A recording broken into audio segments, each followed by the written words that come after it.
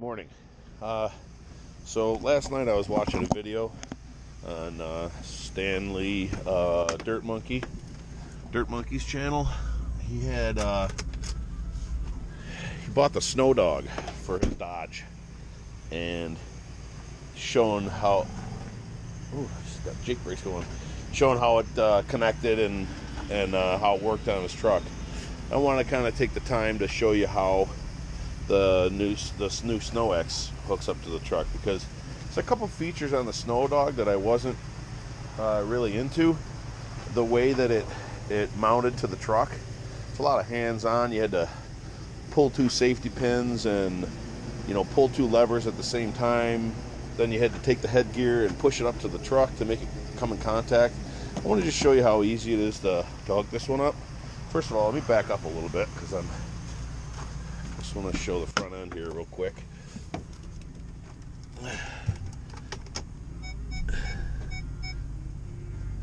Okay.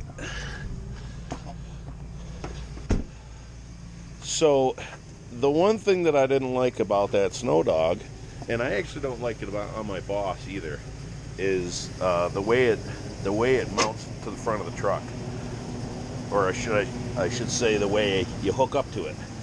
You see how this one's got these big flares on either side? So that means you can get like within 2 inches of center, and it'll hit this and move over, or hit that and move over, and it lines you up a lot better. That one there, you got to get it pretty much spot on to get in there.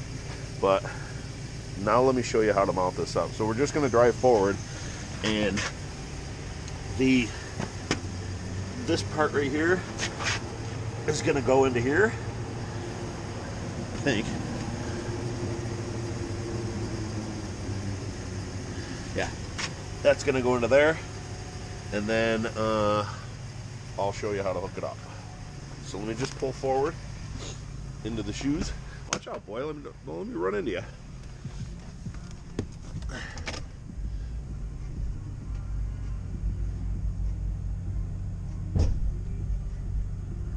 Okay, so the way this works, and it's different from my Boss. The Boss, you need to put the controller in float. This one, you want the controller to be off. So then, come out here. We got to hook up our controls first. So you got your the main plug here. That is the main power to the whole unit. And then you have this plug here. This is for your lights and your controls. It's like a 12 pin or 15 pin or something. I haven't even counted. 2, 4, 6, 8, 10, 11 pin. Them hooked up. So then the way this works is fairly similar to the Boss. The Boss got a control down here, and you hit the button when the truck is in float, or with plows in float. This one, you have these two switches here. This is for off, this is for on, and this is for, you want this switch into here when you're plowing, and then off. So then to attach the plow, you want to hold this over and bring the plow up. Okay, so when I do that, hold that over and bring it up, I can bring this to where I need to go. Just little increments there. And once you have the holes lined up, this just goes over there, and then that pin drops down in a hole right here. And then these two pins are on both sides. So it's very, very, very simple. Okay, now the plow essentially is hooked up. So now, one thing that I always forget to do, because it's an extra step, but you have to make sure that this switch is into the plowing mode. Okay, so once it's in the plowing mode, you can come in here, grab your controller, turn the radio down, grab your controller, turn it on, and now we have all the motions. Up, oops, wings out, wings in, or left, right, or wing, wing.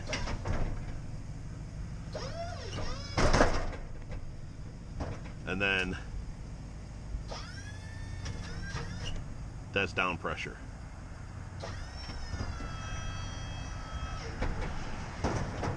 Okay, so that's for that one. What do you think? What do you think? Is that easy to hook up? Could you do it? I bet you could. I bet you could if you had thumbs. So let's go for a big old rusty blue truck, and I'll show you how this plow goes on. This thing hasn't been running in a month. I don't know if the battery's dead or not.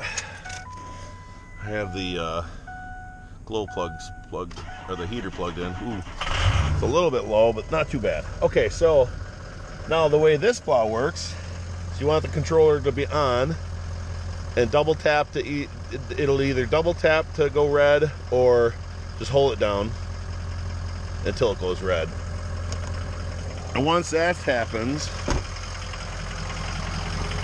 you take, okay, so now with the plow and the handle and float, you flip these levers over to the off position. Well, what that does, I'll show it to you on this side.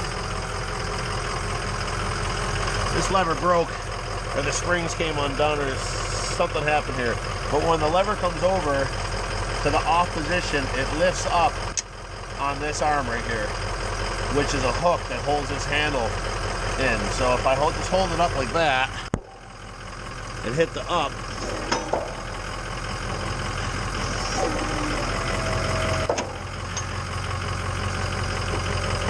the two handles release. All right, allowing the plow to come down. And now all you gotta do is just unhook there's only two power cords, the main power and the harness power. This here is an old Western wiring harness that I use just to go up to my aux beam light that's powered off of my fog lights. So that's not on all the bosses, it's just mine. So yeah, and then to put it back on, you put that in the on position.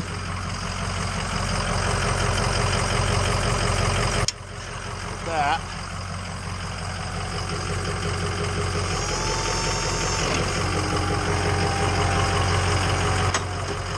Okay. Because this one is broken here, the other one went in. See that pop forward, but this one's a little broken, so I gotta kind of push it in like that. So I know that was kind of a little janky the way that worked because that one's broken, but the way those work is pretty slick. They've got these little springs right here. They kind of, when you have them in the off position and the pin is out, that spring comes up and kind of blocks this pin from going in. It kind of holds it there. Then as you bring up the head unit, that spring makes contact with the bottom of this and folds out of the way, allowing that pin to go through the hole in here like it did. So that's how this one works. The Boss is fairly similar to this one. It's a little bit more automatic with the spring loaded stuff. This one you kind of got to do it by hand, but as you can see, since that one's broken, I got to do it by hand anyways. Another thing that I like, let me turn this off. Another thing that I like about these two plows, and what I really kind of disliked about that Snow Dog as well, is the kickstands. Like, I don't understand why you need a kick. I mean, I shouldn't say that. My Western had a kickstand. My Western V had a kickstand. They flopped down, but that was kind of part of how it hooked up. Like, you grab that kickstand and pull it up, and it hooked over and grabbed a hold of the mount. So that was part of it. So you couldn't drive away with the kickstands down because you physically had to pick them up in order to get the plow on the truck. With that Snow Dog, it looks like you could just drive away with those kickstands down. And that's another thing. There's two of them, one on either side that you got to deal with. This one, since it's a V, when you take it off the truck, it's balanced to where the weight is up here and it won't rock back and fall back on its feet. So if you have it set up for your truck, you just drive into it.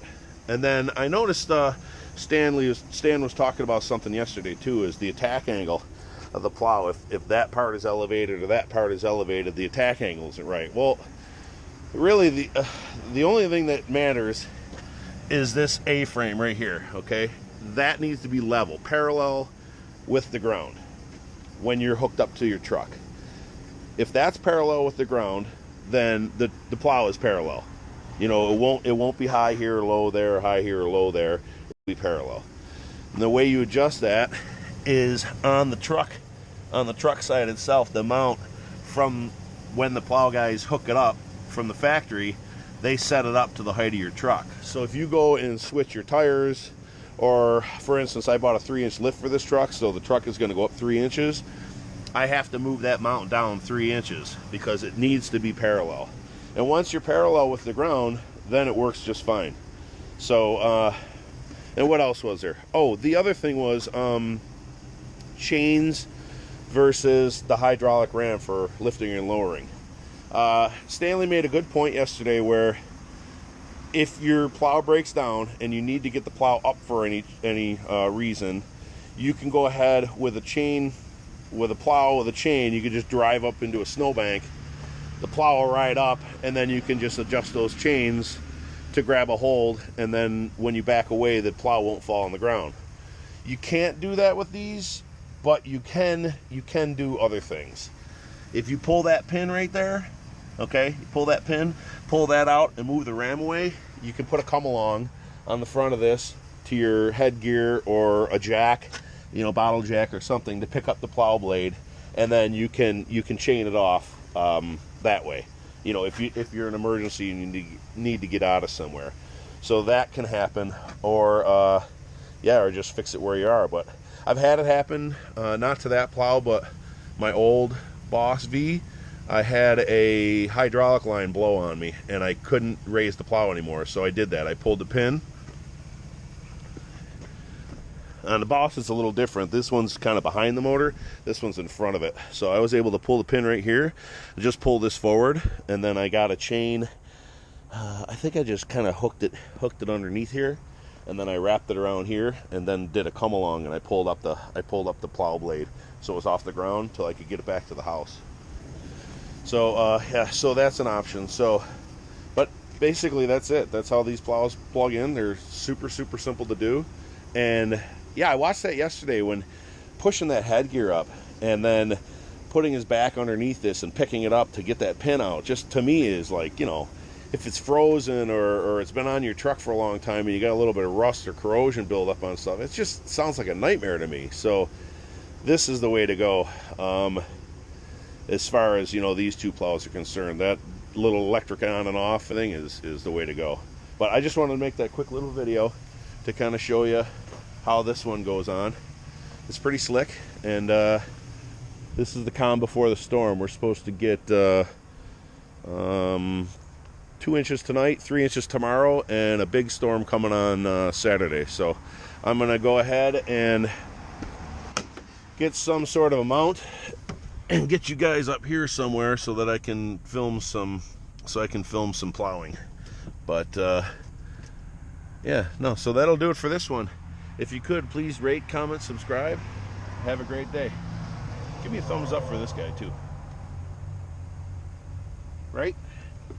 Come here. What are you doing? What are you doing?